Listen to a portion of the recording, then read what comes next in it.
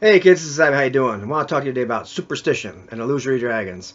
But before I start, I want to do a little housekeeping.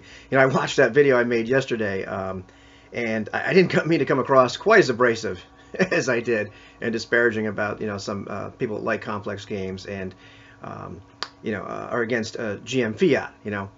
So I'm gonna apologize a little bit. It's gonna be funny because I'm gonna take some ribbing from same old G for apologizing for being abrasive to him. Anyhow. And the other thing too is I forgot to mention a couple, reasons for people, wanting complex games. Some of the motivations people have, and I'm gonna get to the topic in a second. But things like the desire for verisimilitude, kind of, or supporting a specific genre, and scratching a particular gamist or narrativist or simulationist itch. So there's more, motivations, and like I said before, it's important to know like what the motivations of somebody you're talking to are. And it's hard to get to sometimes. And maybe I'll make a video about the motivations for playing, rules light and poke some fun at myself too, or rules medium, and all that kind of stuff, and being pro GM fiat. But today I really want to talk about something different. I was, having this conversation today, once again with Runeslinger, just little brief kind of snippets back and forth, about bowling and other stuff. And I mentioned something. You got onto it, and I think you mentioned the idea that some of us older gamers, chronologically older, have been reinforced by those exceptional moments, where the human element really, I think that's what we were talking about. The human element really, what's the word I'm looking for? Congealed, and it was a great game session. And so we've had more of those, and so we kind of, try to recapture that sometimes. And I kind of made this offhanded comment that intermittent reinforcement is the most powerful. Because I used to actually work, in the field for a living, doing a little bit of psychology, not as a psychologist, but more behavioral science type thing. And all of a sudden kind of hit me because I hadn't really exercised those muscles in a while. Think about it like that. And, as far as what intermittent reinforcement is, if you're not quite sure, just the primer is, you don't get rewarded every single time you do something. The classic example of something like that would be a slot machine. You don't get a jackpot or anything back, every time you put your quarter in and pull the lever. But you get reinforced every once in a while. And so if a slot machine breaks, people don't notice for a long time. They just keep putting quarters in because they're used to being reinforced every once in a while. If a Coke machine breaks, you figure this out real fast because you're used to you get constant reinforcement. So intermittent reinforcement is very powerful. And so like having a good game session or phenomenal game session every once in a while is very reinforcing and leads you to perform those same behaviors again, same game style preference, or approach to gaming, same people, all that kind of good stuff. And I was thinking all of a sudden, man, what about superstitious learning? And so I'm going to give you a primer on what superstitious learning is as well, because that was something that my old boss kind of turned me on to at one point. He always said, if you're not sure what to do, go to the animal studies. So what's superstitious learning? And how does it relate to gaming? So hold on, because we're going to get to gaming. Superstitious learning is basically the idea that you get reinforced or rewarded, and right after a completely unrelated event or behavior. And so what they would do, how they figured out about superstitious learning is they had these, pigeons or whatever it was in cages, and they would set the machines up to kind of give them food at this indeterminate intervals.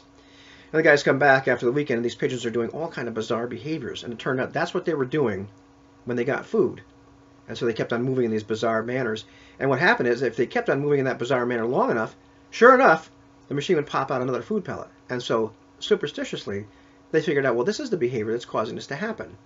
And we all have little superstitious rituals in our own lives, too, that have, where we do things and it has nothing to do with the outcome.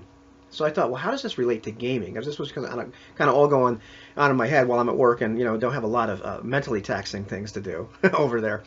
And I'm thinking, yeah, that's really, really true. That we can find ourselves in those same positions, as gamers, where we've had those great game sessions and those great game experiences, and we decide that it's because of a particular group we played with, or a particular game, or we played a complicated rule set, or a rules light rule set, or whatever it was, and we decide for ourselves that that's why we had that good session. That's what we need. That's the ingredient. Or I played in this manner, or I played this class. Or, whatever. I played this particular game. You can go on down the list. I'm not pointing fingers at people that don't think like me. I'm talking about me and you and, running the whole gamut. The only difference is, of course, that, that might not be totally unrelated to it. It might be part of it. So I was thinking about that today as I was thinking about motivations because Complex Games Apologist, as we were kind of going back and forth in comments on the RPG Brigade Facebook page about that that video I made yesterday, he gave some more information about like some negative experiences he's had in a more rules like game set. I think it was probably something like basic D&D or something like that, where the game master essentially pulled something out of his hat, didn't really tell CGA what the chances were, and didn't tell him what unfortunate thing was going to happen, and kind of pulled some I think he did a bad move on him, is what happened. But and he related some other experiences. I'm not going to go into all of them, but just the idea. Okay, well that kind of gives me a better idea of why you think how you think. I'm not saying I need to change the way he thinks, but okay, these experiences shaped him, his beliefs. And you can have superstitious learning in that manner as well, where you have a punishment happen, and you think, you know what? Okay, I guess every time that this happens, that I engage in this kind of behavior,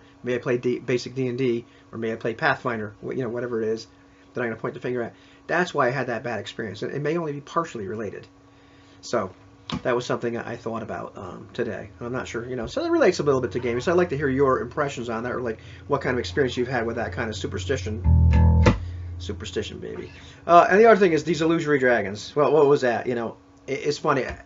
While I was talking about that, I made another flippant comment to Runeslinger, and I thought to myself, you know what? There's been times, where I talked about chasing the dragon already in as far as games, and the idea that like you wanted to get back to those great sessions, and what do I need to do? And I think I talked even at the end of my Desolation first try Desolation video about some of the things that I've noticed, the type of players I played with. I want to get back to those kind of really rewarding game experiences, and it has to do like at least to me, maybe not being superstitious, with the engagement of the players and how we were approaching the game, and not so much the rule set, but how we were approaching the game was the incredibly rewarding part. And I do like the freeform rule set. I watched a great video with Rob, interview with Rob Kuntz that Runeslinger linked. I'll probably I'll put that up. May have linked it to this video. Great stuff. Anyhow, I'm digressing. But these other illusory dragons I'm talking about is, I don't know about you, but like I've had this, and I think a lot of us have this. I've had this kind of fantasy or romanticized version of what the ideal game session would be like, and to me, I don't think I've ever really experienced it 100%. And something, some part of that is that fantasy or that idealized game session I had in my head, or game experience, maybe not even session, but game experience, based on reading the in my case it was the Moldvay BX Basic book for the first time in 1981 as a 13-year-old, and sometimes I've chased that illusory dragon in my RPG career as well, where I haven't actually experienced it. I mean, I'm chasing one dragon that I've experienced, but I'm also chasing this other one, like this really ideal game experience. And as I listen to some of my friends now that I've developed through the RPG and YouTube community, I think sometimes some of us are also chasing these illusory dragons that we haven't experienced, but we're sure are out there.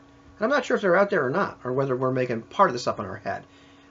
So I'd like to hear your comments on that. But anyhow, that's all I got, and it's close to the holiday time, and we're going to talk about superstition, baby.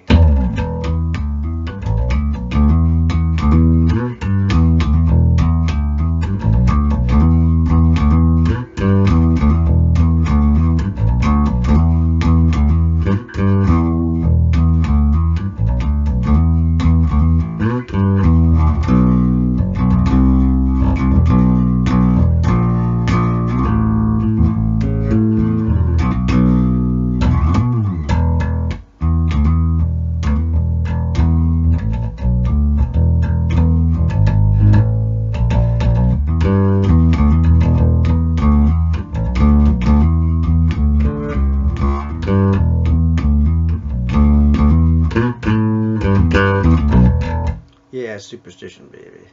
Gotta love it. Take it easy, kids.